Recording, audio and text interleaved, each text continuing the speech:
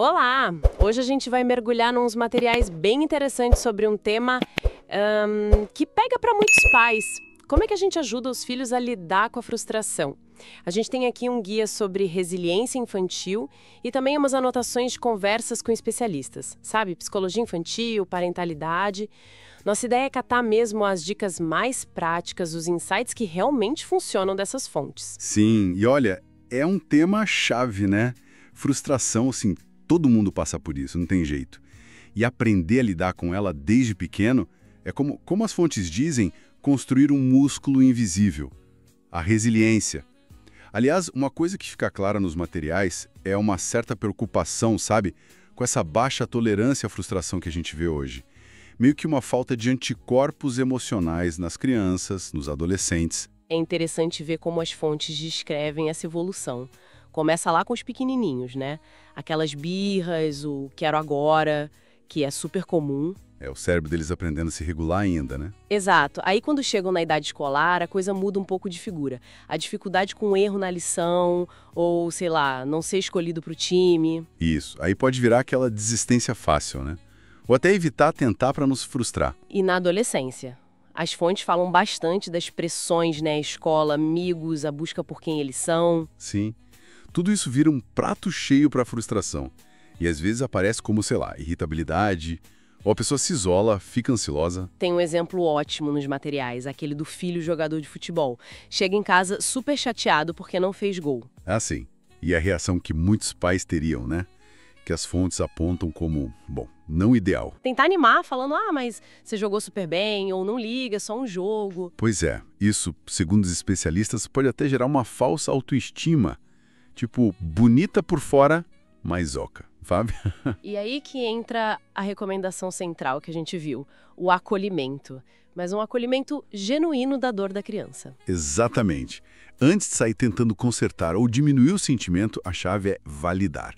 Falar algo como, puxa filho, eu sinto muito. Imagino como você está chateado. E para fazer isso de um jeito que soe verdadeiro, né, os especialistas sugerem que a gente como pai, como mãe, se conecte com as nossas frustrações também. Nossos gols perdidos. Isso, porque senão a gente cai fácil no elogio vazio, que não ajuda de verdade. Ou naquela de querer resolver pela criança. Tipo, ir lá falar com o técnico. Que não é o caminho, né? Não é.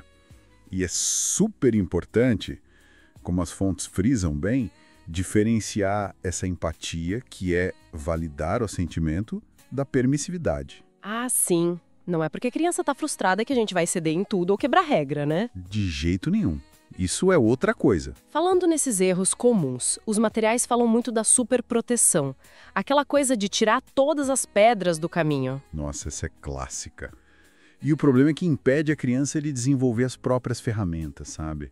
A confiança de que ela dá conta. Fica aquela expectativa irreal de que a vida não tem dificuldade, né? Exato. E outra armadilha que eles mencionam é ceder às birras, ou aquela chantagem emocional que às vezes rola na hora da raiva, da frustração. Porque aí a criança aprende que funciona, né? Que gritar ou bater o pé dá resultado. Simples assim. E um ponto que me chamou a atenção também foi o alerta sobre negociar demais regra básica. Tipo, higiene, rotina, segurança. Isso, colocar a criança para decidir coisa que ela não tem maturidade para avaliar. E isso gera mais insegurança do que autonomia, sabe? O limite, na verdade, dá segurança, dá contorno. Faz todo sentido. E essa ideia de limites claros, consistentes, mas com afeto, né? Com autoridade, não autoritarismo. E isso aparece como base em tudo. Fundamental. Voltando lá no exemplo do futebol. Depois de acolher a tristeza, o próximo passo seria a reflexão, né? As fontes sugerem mostrar que tem caminhos diferentes ali. Um caminho é olhar para o que aconteceu, aceitar que doeu, que foi frustrante, mas o que dá para aprender com isso? Como fazer diferente da próxima vez? Talvez treinar mais aquele chute, sei lá. E o outro caminho? O outro é culpar o juiz, o campo, o colega, ficar ali parado no lugar de vítima sem se responsabilizar. Entendi. E o nosso papel, então, seria guiar a criança para ela fazer por si mesma, né? Exato.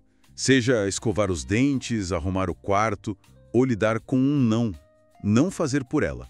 É assim que se constrói aqueles anticorpos que a gente falou no início. O foco tem que ser no esforço, na tentativa, no processo de aprender E não só se ganhou ou perdeu, né? Isso. As fontes até conectam isso com a ideia de mentalidade de crescimento, acreditar que a gente melhora com o esforço. Então, para a gente amarrar aqui o que a gente pescou desses materiais, a frustração não é inimiga. É, na verdade, parte do jogo. Uma chance de aprender.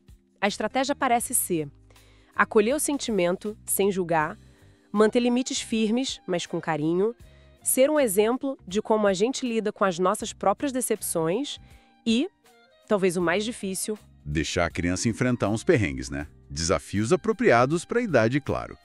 E uma coisa que, nossa, salta aos olhos nas fontes é que criança aprende muito observando. Muito mesmo. Então, como nós, os adultos, lidamos com a nossa própria frustração, com os nossos perrengues, é o primeiro passo de tudo, certo? Sem dúvida, é a base. E tem uma sugestão prática muito boa, que é o pensar em voz alta. Ah, sim, eu vi isso. Em vez de só, tipo, engolir o nervoso ou fingir que nada aconteceu, verbalizar o processo. Falar algo como, nossa, que chato, não tô achando minhas chaves, tô ficando irritada, ok? Respira fundo, vou procurar com calma de novo. Isso mostra para a criança que, primeiro, sentir frustração é normal, todo mundo sente. E segundo, que existem jeitos, estratégias para lidar com isso. Não é o fim do mundo. Entendi. É mais do que só falar calma, é mostrar o como chegar na calma, né? E como resolver. Isso me lembrou outra coisa, das fontes. A ideia de compartilhar nossas próprias experiências passadas de frustração, para gerar uma empatia antes de acolher a dor da criança ali na hora. Faz sentido? Sim. Cria conexão. Além de você expressar sua emoção de um jeito saudável na frente dela, você também demonstra como resolver problemas. Mostra que você busca soluções, que você aprende com o erro, que um contratempo pode ser uma chance de aprender algo novo. Vê o erro como oportunidade mesmo. Essa parte de ser modelo é muito forte. Mas e o ambiente? As fontes falam muito de criar um porto seguro. O que isso quer dizer na prática do dia a dia? Olha, basicamente é construir uma base de segurança e de previsibilidade também. Rotinas consistentes, por exemplo, ajudam demais a reduzir a ansiedade geral da criança. E claro, um relacionamento seguro, com amor incondicional, com atenção. Isso dá para a criança a confiança para ela enfrentar os desafios. Ela sabe que pode errar, que pode tentar, porque tem para onde voltar, tem esse apoio garantido. É a tal estrutura que as fontes mencionam. E a validação emocional entra aí também, né? Acolher o sentimento da criança, mesmo que a gente, sei lá, ache um motivo meio bobo ou não concorde. Fundamental. É chave. Mas é importante diferenciar. Validar a emoção não é concordar com o motivo ou ceder ao que a criança quer na hora. Dizer, nossa, filho, entendo que você está muito chateado porque queria o brinquedo agora. É muito diferente de dar o brinquedo para ela parar de chorar. Ah, entendi a diferença. Validar o sentimento abre a porta para a conexão, para o diálogo, para o aprendizado. Agora, se a gente minimiza com não foi nada, para com isso, a criança aprende a reprimir, a esconder o que sente. E aí complica. A validação constrói ponte. Compreendido. Então, a gente modela o comportamento, cria um ambiente seguro e validamos a emoção. Ok, mas e para ensinar diretamente? Tipo, dar ferramentas práticas para a criança usar quando a frustração bater. O que as fontes sugerem? Sugerem várias coisas. Primeiro, ensinar explicitamente a habilidade de resolução de problemas. Sentar com a criança mesmo, sabe? Ajudar a pensar, tá, qual é o problema aqui? O que a gente pode tentar fazer? Quais são as opções? Qual parece a melhor para tentar agora? Isso muda a perspectiva. A frustração deixa de ser um muro e vira um quebra-cabeça para resolver. Conecta com aquela ideia de escolha, aprender a ocupar os outros. Faz todo sentido. E sobre a autorregulação, como ajudar a criança a, sei lá, não ser totalmente dominada pela emoção na hora H? É ensinar a criança a perceber os sinais no corpo. O coração acelerado, a mão que fecha, a testa que franze. E a introduzir técnicas bem simples para ela poder se acalmar um pouquinho. Coisas como respirar fundo algumas vezes, contar até 5, pedir um tempinho para se afastar. São pequenas âncoras, sabe? Para ela sentir que tem algum controle interno, mesmo quando a emoção é forte. Pequenas ferramentas para usar na hora. Gostei. E por último, uma coisa que apareceu bastante, o elogio ao esforço. Por que focar nisso? Ah, isso é crucial, porque muda totalmente o foco. Em vez de elogiar o resultado ou uma qualidade fixa, você é tão esperto, a gente elogia o processo, a persistência. Frases como, nossa, eu vi como você se esforçou para montar esse quebra-cabeça. Ou, você tentou várias vezes, que legal sua persistência. E aquela dica do ainda não, né? Você ainda não consegue fazer isso sozinho, mas olha o quanto já aprendeu praticando. Sim, o ainda não. Isso reforça a mentalidade de crescimento, a ideia de que a habilidade se desenvolve com prática, com esforço. E o valor da criança não está ligado só a acertar ou ser perfeita, mas a tentar, a aprender, a seguir em frente. É bem diferente do elogio vazio. Fica muito claro, então, o nosso papel como pais e cuidadores é super multifacetado, né? É ser um espelho de como lidar com as dificuldades, é construir um ambiente que dê segurança para a criança poder tentar e errar e também ensinar ativamente estratégias para ela enfrentar a frustração. É um processo, né? Contínuo. Exatamente. É um guiar constante, para que a criança desenvolva pouco a pouco a sua própria resiliência. Essa capacidade de se adaptar, de lidar com os tropeços que a vida traz para todos nós. Mas a gente sabe que nem tudo que parece ajuda realmente ajuda, né? Às vezes, na ânsia de proteger ou resolver rápido, a gente acaba caindo em armadilhas. Pegamos aquele material, o guia, e também as ideias da Daniela Faria e da Ivana Jauregui, para ver o que elas sugerem para cada idade, sabe? Isso. A ideia é ver como que a gente pode adaptar o jeito de lidar, né? Desde os bem pequenininhos até os adolescentes. Exato.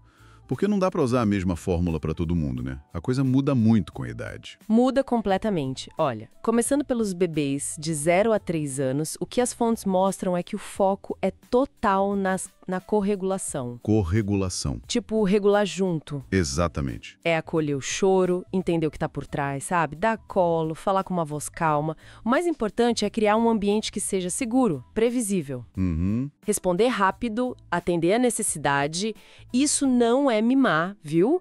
Isso constrói confiança. É ser aquele porto seguro que ajuda o bebê a lidar com o que ele ainda não consegue sozinho. Entendi. Essa base de segurança, então, é o começo de tudo. Fundamental. E aí, quando eles ficam um pouquinho maiores, ali na fase pré-escolar, dos 3 aos 5 anos, aí os desafios já são outros, né? Sim, e as estratégias também evoluem.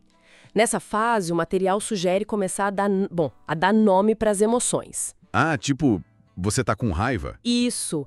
Percebi que você ficou bravo porque não deu certo. Parece que você tá triste porque acabou. Ajudar a criança a entender o que ela tá sentindo. Legal. E também é uma fase ótima para incentivar a tentativa e erro, sabe? Coisa simples, tipo tentar se vestir, guardar um brinquedo. E o importante é elogiar o esforço, a tentativa, não só se deu certo no final. Ah, sim.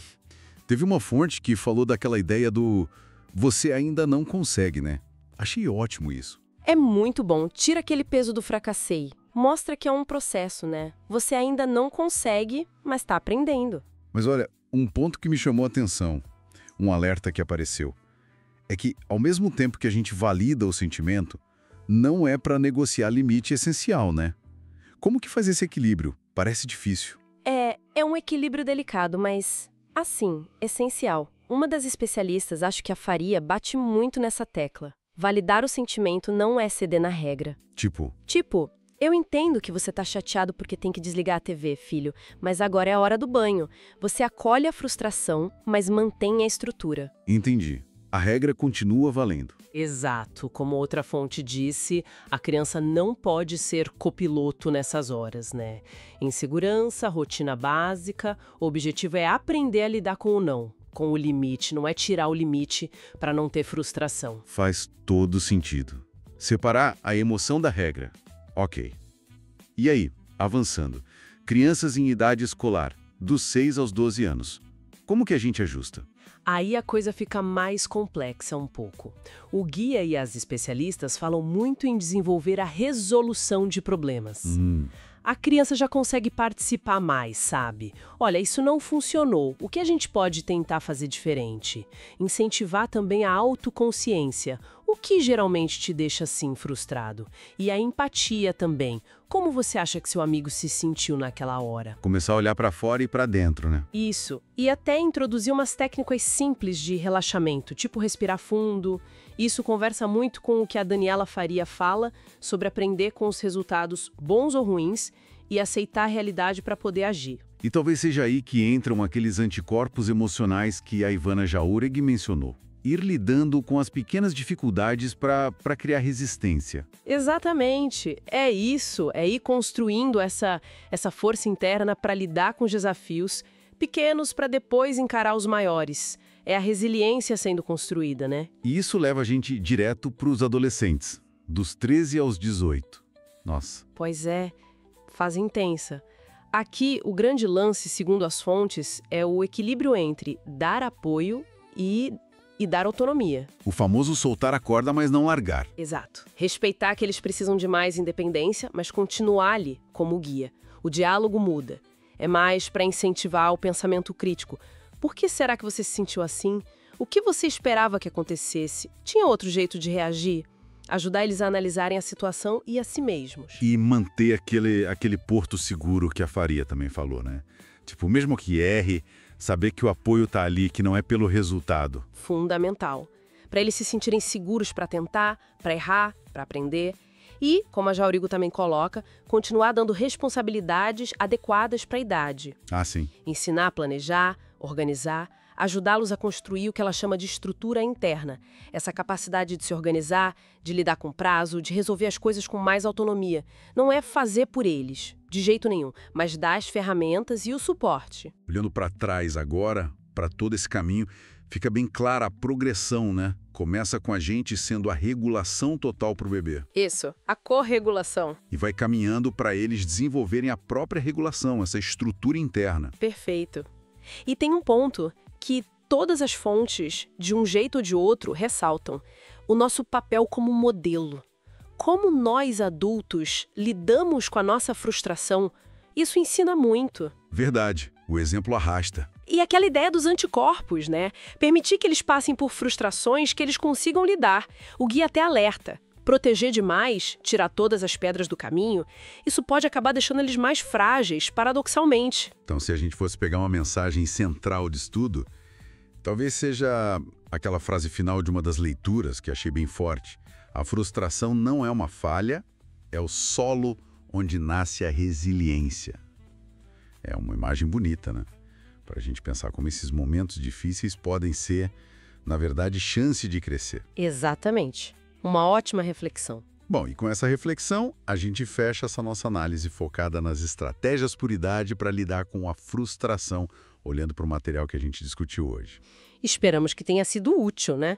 Que dê algumas ideias práticas. Com certeza. E para quem curtiu a conversa e quer continuar acompanhando o nosso trabalho aqui no canal Pais em Sintonia, fica o convite, né? Isso aí. Se você gostou, dá um like, se inscreve no canal para não perder os próximos vídeos. E se achar que pode ajudar alguém, compartilha também. Valeu, pessoal! Valeu e até a próxima!